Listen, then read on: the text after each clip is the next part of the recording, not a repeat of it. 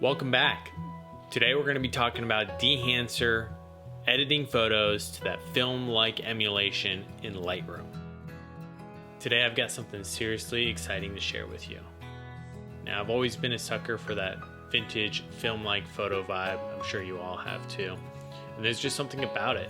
When it comes to the grain, the colors, and the whole retro feel, I've always been drawn to it. But let's face it, diving into film photography can be a daunting task. It's like stepping into an entirely new universe, and it's so pricey and time-consuming to learn. But now, that's where things get interesting. Recently, the Dehancer team reached out to me, and in exchange for a license, they wanted me to put their photo editing software for Lightroom to the test. They claim it can give your digital photos that old school film look without the hassle and cost of film gear. So, naturally, I had to check it out.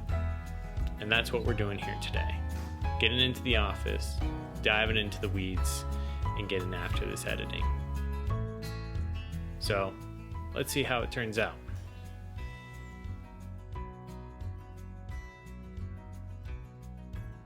So here's the deal. I was completely skeptical what Dehancer could do. Obviously, it's a software and it's not like film.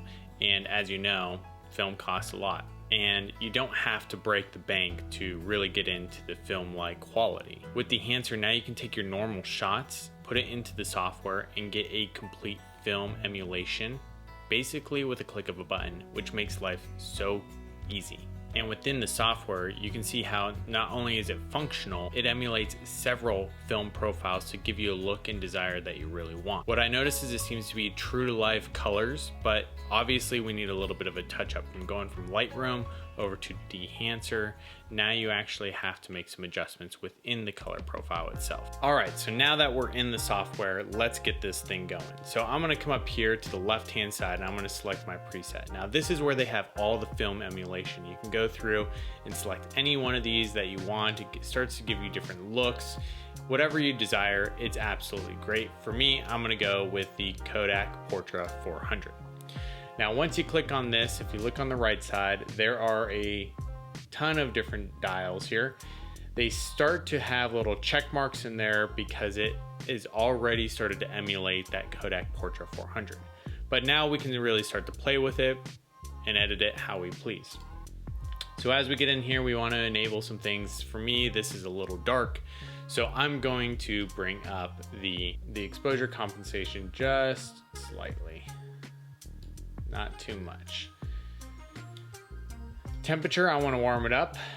You know, it's looking pretty good right now, but I just want to warm it up. And my tint, I want to bring it into more of a little green. I kind of like that green feel, you know, see what you think. Now, from a film develop, what do I want to do here? Do I want to bring out that contrast? I think I actually want to make it a little softer. I don't want it so dark. Film compression, so we already have some of that, but I want to, of course, start to bring it out a little bit more. For me, I like to go down here to the expand. I want to actually bring out some of my black points. Let's see here. There we go, because I'm actually going to put in the print. So the print is Kodak glossy paper, and now I can start to bring up the exposure. Now that the exposure is set a little bit more, I can come back up to the black point and really start to adjust it and bring it down to where I see fit, which I think right there looks pretty good because I still want it a little soft. I don't want it super contrasty, and that's just my personal take. If you're out there editing with the software, you can do whatever you please with it. Next, we're going to come down here to color head. Now, this is an exciting part because you can really start to dial in the blues, the yellows, magentas, whatever you see. I want to make it a little green. I kind of like the greenish look, but not so heavy on the, there we go. And for the cyan red, I like to bring it up just slightly. For the film grain, now this is fun. Film grain is on, but you can obviously bring up the size of it. You can really start to add it in there. If you wanted to bring in the amount of it. You know, you can get it really grainy if you really want to. And if you haven't watched my other video when it talks about how the grain is in there, it's not just an overlay, it's the way that Dehancer actually tries to emulate grain and builds it in like you would see in a traditional type of film that's shot. So for me, obviously, I want to bring that amount down. So I'm going to bring it about 10 here, and then we'll move forward. So now that the film grain is there, we can go into halation. Now halation is the red fringe that you may see on some lights. Can't really see it here too much, but let me see if I can zoom it in, which is this 1-to-1 up here in the right corner.